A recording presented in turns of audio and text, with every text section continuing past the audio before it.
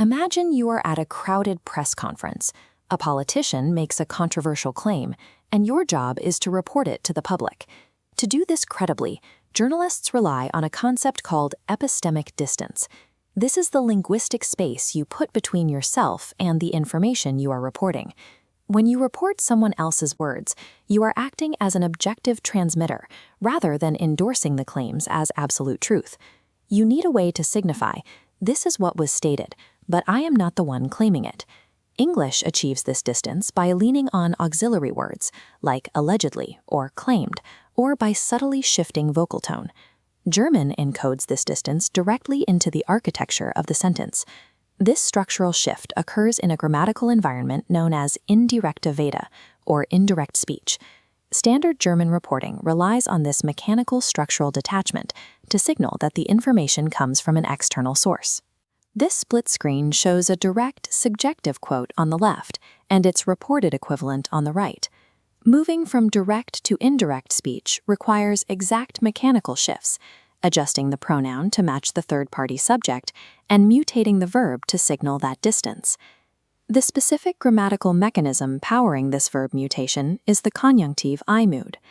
Many B1 and B2 learners approach Konjunktiv I as an arbitrary list of irregular forms that demand brute force memorization. Konjunktiv I actually operates on a predictable morphological algorithm. It is built on reliable first principles.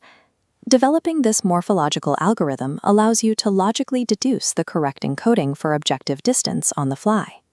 Think of a German verb as a piece of machinery composed of modular parts. To convert it into Konjunktiv I, we disassemble it. Step 1 of our morphological algorithm is extracting the core infinitive stem. We take a standard infinitive verb, like gain, and isolate the working root by stripping away the en ending. That leaves us with the bare stem, gay. Step 2 requires a very specific set of dedicated subjunctive affixes to that isolated stem. For the first-person singular, the stem gay connects with the e affix to form ich gehe. For the second-person singular, adding est produces du gehst.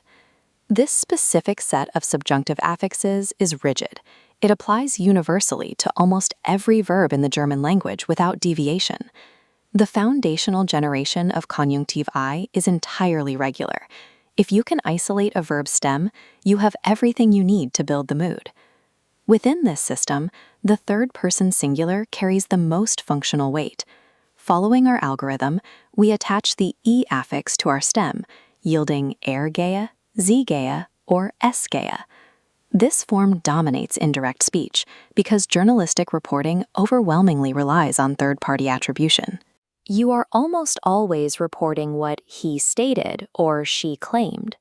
While the algorithm handles almost the entire language, there is one structural anomaly that breaks the stem extraction role.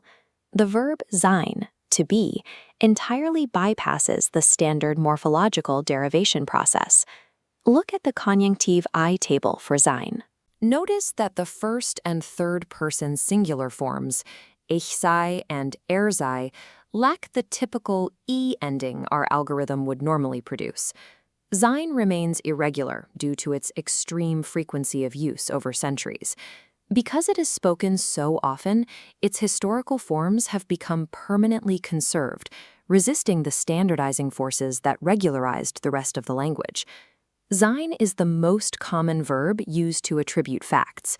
Memorizing this one highly conserved anomaly is the required bedrock for mastering German reporting. Now we apply a structural stress test to our algorithm. Because German has limited verb endings, it is mathematically inevitable that some Konjunktiv I forms will look identical to present indicative forms.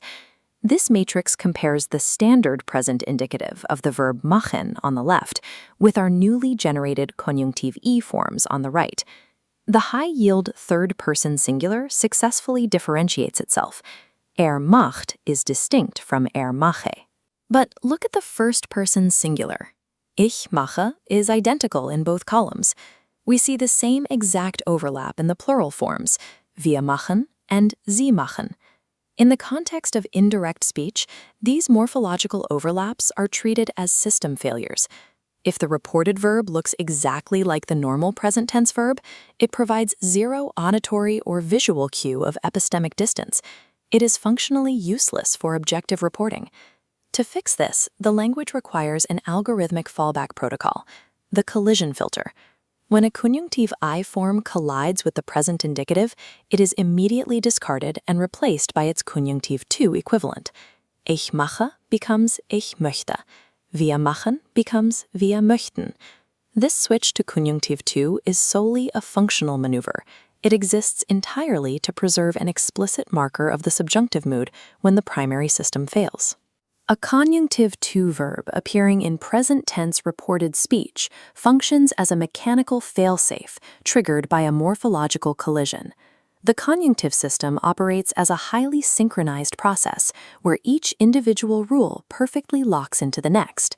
By treating indirect speech as an engineered system, we eliminate the need for blind memorization.